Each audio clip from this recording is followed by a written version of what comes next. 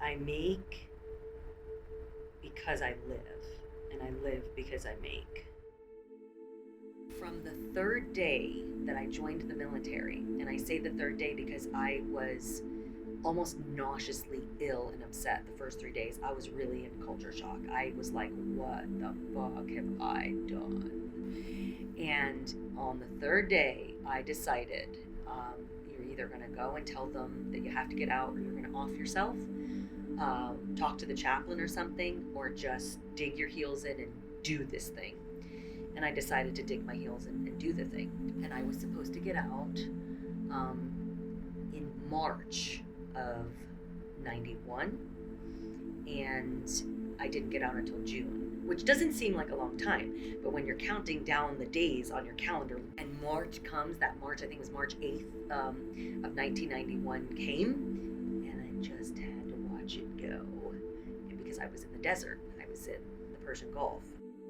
Part of why I enlisted in the Army was for the education benefits, because I've always had a yearning for education, and I always knew, and for an art degree specifically. And I started college, and I was having a hard time paying for it myself.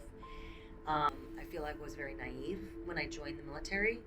We had been in an almost 2-decade time of peace, so I very naively thought that I never would have imagined that I would go to war. I literally thought I was doing something self-serving, yes, but doing something that was a way to get my education. But I realize now I was kind of acting out of desperation at that time in my life.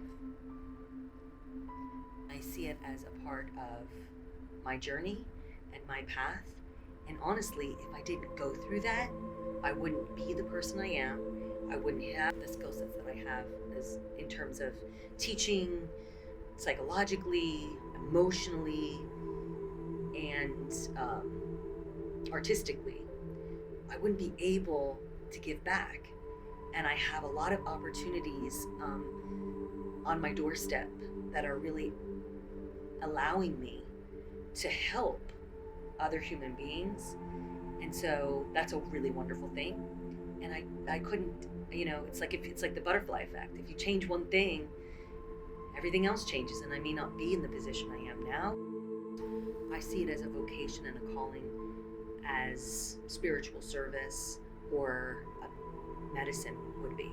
I honestly feel that art is as important as medical care, because it is a part of reaching into mental and psychological well-being that we actually all need.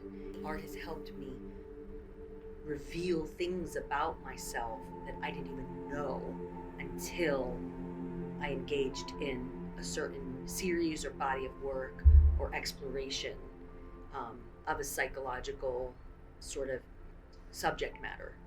And then I found out things about myself that I wouldn't have otherwise, and then was able to heal through that.